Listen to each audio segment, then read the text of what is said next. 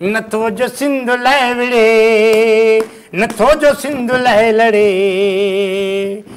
ता सिंध मां लॾे वञ छॾे वञ छॾे वञ, तो सिंध मां लॾे वञ लॾे, अजरक जो नथो पाए अमेरिका हलियो वञ, लॾे वञ लॾे वञ लॾे वञ लॾे वञ।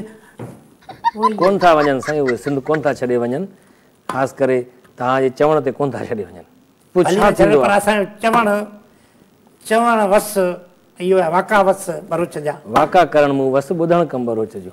तूं छाजे लाइ में जर्नलिज़म कई, खीसे में विझी घुमंदे, चवण वस भरूच जो, खीसे में खणी घुमंदे, उहे असां सभु ॿुधाए तोखे, पाण बि कुझु हिमत कयो।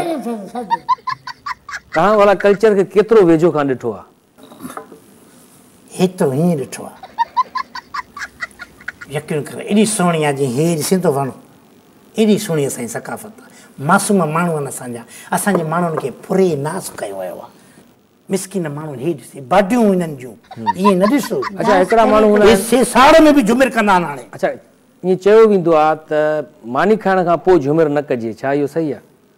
बुखियल पेट ते वधीक झुमिर माण्हू सुठी करे सघे थो। झुमिर कयो बुख ते, जिन चवंदा आहिनि न भलो घोड़ो बुख ते टोड़े, ईअं। कॾहिं पोइ झुमिर कंदे कंदे बेहोश थी विया हो? 2-3 दफ़ा। पोइ होश में कीअं ईंदा? हे 3 ॾींहंनि खां पोइ होश में आई हुई। अच्छा, बेहोश थी खणी आयासीं।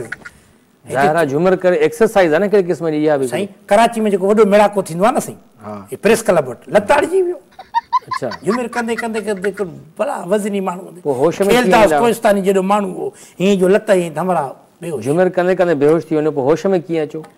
होश में पोइ असांखे सिंधूअ जो पाणी पीआरींदा आहिनि, असां होश में ईंदा आहियूं। हा, कहिड़ी भली ॻाल्हि करे छॾी मां। हा, सिंधु दरिया जो जॾहिं हीअं पाणी पींदा आहियूं पोइ असां होश में ईंदा आहियूं। होश में त ईंदव उहो ज़ाहिर। जीअं सिंधु जीअं सिंध वारा जीअं रस जी टोपी अजरक वारा जीअं, ओ सिंधु सिंधीअ जो शान असांजो, मुल्क पाकिस्तान असांजो, मुल्क पाकिस्तान असांजो।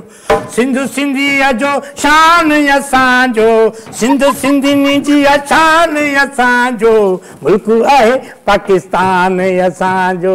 धरती मुंहिंजी सिंधड़ी प्यारी, मन जो दड़ो आहे किंजर किनारी। किनारी इश्क मोती कलाम असांजा, ये मोहब्बत जी इंतहा आहे। शायरी बि माना बेतुकी कयो था, सुर बि न आहे हुन में। पढ़िया तोखे छाजे लाइ आहे? फड़िया त डिग्री शायरी मां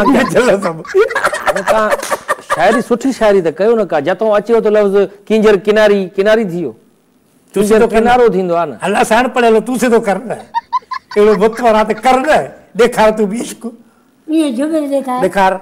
माना तव्हां इहो तय करे छॾियो आहे कुझु बि थी पए झुमिर करणी आहे। कश्मीर खां कराची ताईं, कारू जर का मन छर ताईं, सिंध सूं सिंध सूं सिंध सूं सिंध तूं।